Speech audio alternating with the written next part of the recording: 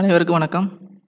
இன்றைக்கி நம்ம பார்க்க போகிற JavaScript ப்ராஜெக்ட் என்னதுன்னா ரேண்டம் கலர் ஜென்ரேட்டர். ஸோ நம்ம ஆல்ரெடி இந்த ப்ராஜெக்ட் நம்ம போட்டிருக்கோம் நம்ம யூடியூப்பில்.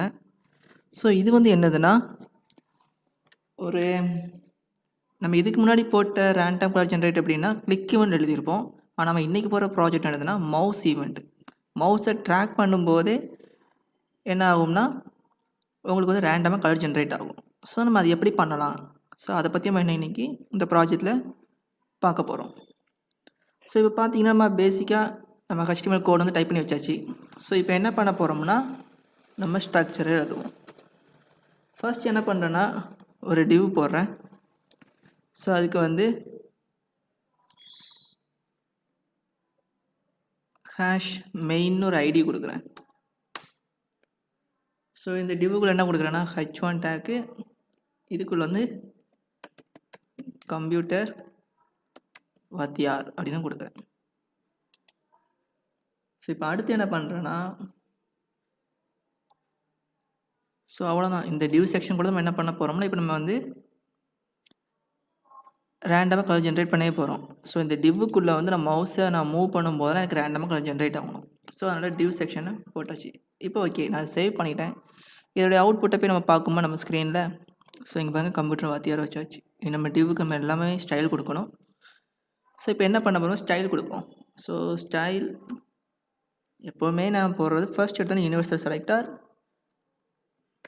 Margin 0, padding 0, box sizing border box. So save பண்ணியாச்சு. இப்போ அடுத்து என்ன பண்ண போகிறேன்னா இந்த பாடி டேக்குக்கு நான் ஸ்டைல் கொடுக்க போகிறேன். So body height 100 VH. So display flex, justify content center, align item center. So இப்போ இதை நான் சேவ் பண்ணுறேன். ஸோ இப்போ சேவ் பண்ணியாச்சு. இப்போ போய் பார்த்தோம்னா ஓகே சென்டராக வந்துட்டா. இப்போ அடுத்து என்ன பண்ண போகிறேன்னா இந்த மெயின் இந்த ஐடிக்கு நான் என்ன பண்ண ஸ்டைல் கொடுக்க போகிறேன். ஸோ ஹேஷ் மெயின் இதுக்கு என்ன பண்ண போகிறேன்னா இப்போ வித் 50% கொடுக்குறேன். So height 50 VH. So display flex, justify content center, align item center. ஓகேவா? ஸோ வேணும்னா இப்போ நம்ம ஒரு சின்ன பாக்ஸ் ஷேடோவை கொடுப்போமா?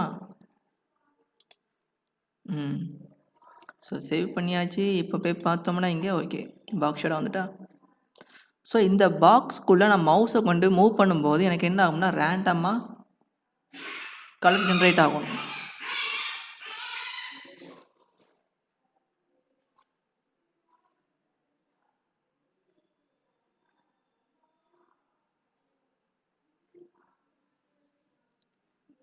ஸோ இந்த பாக்ஸ்க்குள்ள மவுஸை மூவ் பண்ணும்போது எனக்கு என்ன ஆகும், ரேண்டமாக கலர் ஜென்ரேட் ஆகிட்டு இருக்கணும். ஸோ இப்போ அதுக்கு என்ன பண்ணுறோம்னா நம்ம இப்போ ஸ்கிரிப்ட் டேக் எழுத போகிறோம். ஸோ JavaScript யூஸ் பண்ணி தான் பண்ண போகிறோம். ஸோ இப்போ நம்ம ஸ்கிரிப்ட் எழுதுவோமா? ஸோ இப்போ இங்கே நான் ஸ்கிரிப்ட் டேக் போடுறேன். ஸோ ஃபஸ்ட் என்ன பண்ணுறேன், எனக்கு இந்த டிவ்வுக்குள்ளே தானே கலர் ஜென்ரேட் ஆகணும். ஸோ அந்த டிவ்வை செலக்ட் பண்ணி ஒரு வேரியபிளை ஸ்டோர் பண்ண போகிறேன். ஸோ அதுக்கு நான் என்ன பண்ண போகிறேன்னா let div equal to document dot get element by id.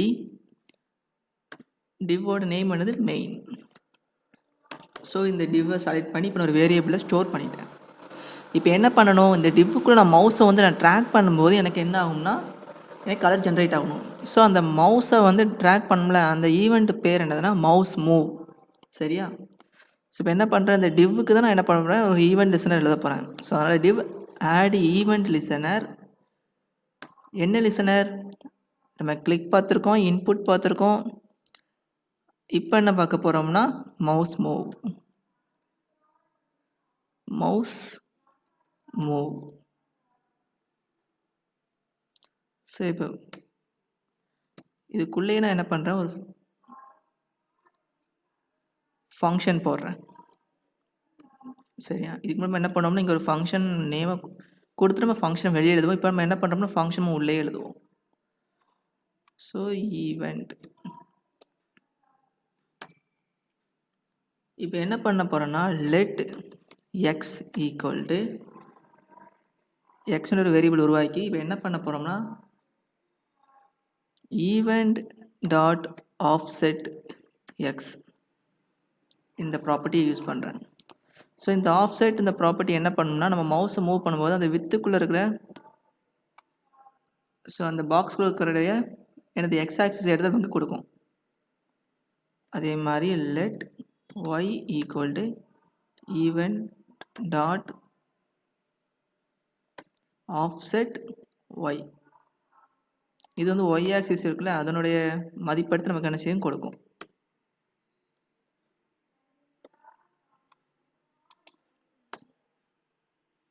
So இப்போ என்ன பண்ணுறோம்னா எக்ஸுக்கும் ஒய்யுக்கும் மதிப்பு கிடச்சிட்டு ஓகேவா. ஸோ இப்போ என்ன பண்ண போகிறோம்னா லெட் ரெட்டுன்னு ஒன்று கொடுக்குறேன் வேரியபிள். ஸோ இந்த வேரியபிளுக்கு என்ன பண்ணுறேன்னா எக்ஸ் இருக்கா எக்ஸ் மதிப்பை 255 வகுக்கும்போது மீதி கிடைக்கும்ல அந்த வேல்யூவை எடுத்து ரெட்டில் ஸ்டோர் பண்ண போகிறேன். அதே மாதிரி இல்லை லெட் க்ரீன் இங்கே வந்து ஒய்யோட மதிப்பை 255 வகுக்கும்போது கிடைக்கிற மீதி வேல்யூவை கொண்டு க்ரீன் அப்படிங்கிற வேரியபிளை ஸ்டோர் பண்ண போகிறேன். அடுத்து லெட் ப்ளூ இங்கே வந்து எக்ஸையும் ஒய்யையும் கூட்டி கிடைக்கிற மதிப்பை 255 வகுக்கும்போது கிடைக்கிற அந்த ரிமைண்டர் வேல்யூவை தூக்கி நான் எங்கே பண்ண போகிறேன் ப்ளூவில் ஸ்டோர் பண்ணுறேன். ஓகேவா. ஸோ இப்போ என்ன பண்ணணும் இந்த ரெட் க்ரீன் ப்ளூ மூணுக்குமே வேல்யூ கிடச்சிட்டு ஸோ இந்த மூணையும் என்ன பண்ண போகிறோம்னா இப்போது கலர் பேக்ரவுண்ட் கலருக்கு அப்ளை பண்ண போகிறோம். எந்த இதுக்கு பேக்ரவுண்ட் கலராக இந்த டிவ் எலமெண்ட்டுக்கு பேக்ரவுண்ட் கலராக செட் பண்ண போகிறோம். ஸோ இந்த டிவ் எலமெண்ட் நம்ம எங்கே செலக்ட் பண்ணியிருக்கோம் இந்த வேரியபிளை செலக்ட் பண்ணி ஸ்டோர் பண்ணியிருக்கோம். ஸோ இப்போ என்ன பண்ணுறோம் இங்கே வந்து டிவ் டாட் ஸ்டைல் அதுக்குள்ளே பேக்ரவுண்ட் கலர் ப்ராப்பர்ட்டி இங்கே வந்து என்ன பண்ணுறோம்னா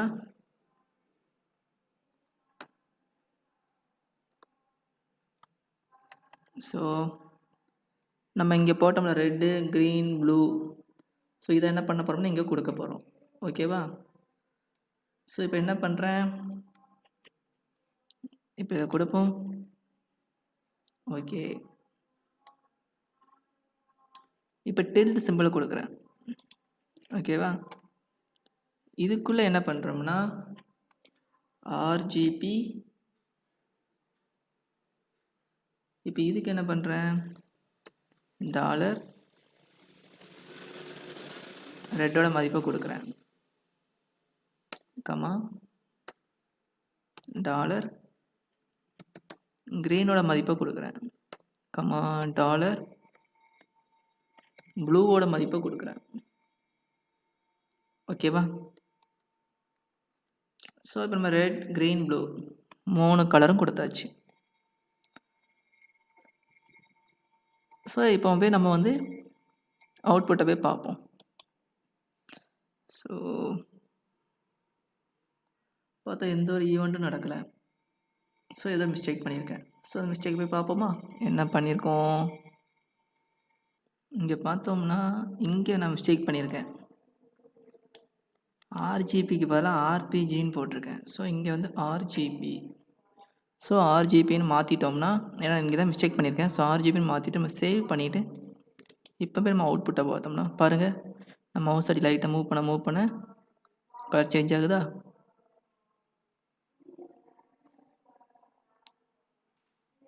ஸோ அவ்வளோதான் ஃப்ரெண்ட்ஸ், நம்ம டாஸ்க்கை கம்ப்ளீட் பண்ணியாச்சு. ஸோ அவ்வளோதான் நம்ம ப்ராஜெக்ட். ஸோ இப்போ நம்ம என்ன மிஸ்டேக் பண்ணியிருந்தோம்னு தெரிஞ்சுட்டா ஒன்றுமே இல்லை. இங்கே ஆர்பிஜின்னு போட்டேன், ஆர்ஜிபிக்கு ஆர்பிஜின்னு போட்டேன். ஸோ இதான் மிஸ்டேக். ஸோ இந்த மாதிரி சின்னதாக மிஸ்டேக் பண்ணியிருப்போம்.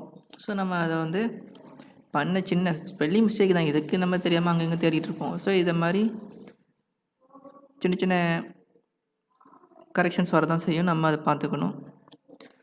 ஸோ அவ்வளோதான் ஃப்ரெண்ட்ஸ், செஞ்சு பாருங்கள் இந்த ப்ராஜெக்டை. ஒரு தடவைக்கு 2 தடவை பாருங்கள். சோர்ஸ் கோடு நம்ம ஆப்பில் இருக்குது. ஸோ நீங்கள் அங்கே போய் எடுத்து யூஸ் பண்ணிக்கோங்க. ஒவ்வொரு லைனுக்கும் நான் தமிழில் தெளிவாக எக்ஸ்பிளைன் பண்ணியிருக்கேன். ஸோ உங்களுக்கு ரொம்ப ஹெல்ப்ஃபுல்லாக இருக்கும். ஸோ போய் படிங்க ஃப்ரெண்ட்ஸ், இல்லை ஃப்ரீ தான், போய் படிங்க, உங்களுக்கு ரொம்ப ஹெல்ப்ஃபுல்லாக இருக்கும். ஸோ உங்களுக்கு ஏதாட்டும் கோர்ஸ் போடணும், ஏதாட்டும் உங்களுக்கு வேறு ஏதாட்டும் ஒரு டுட்டோரியல் போடணும்னா நீங்கள் கமெண்ட் பண்ணுங்கள், நான் உங்களுக்கு அதை அப்டேட் பண்ணுறேன். ஸோ அவ்வளோதான் ஃப்ரெண்ட்ஸ், தேங்க்யூ ஸோ மச்.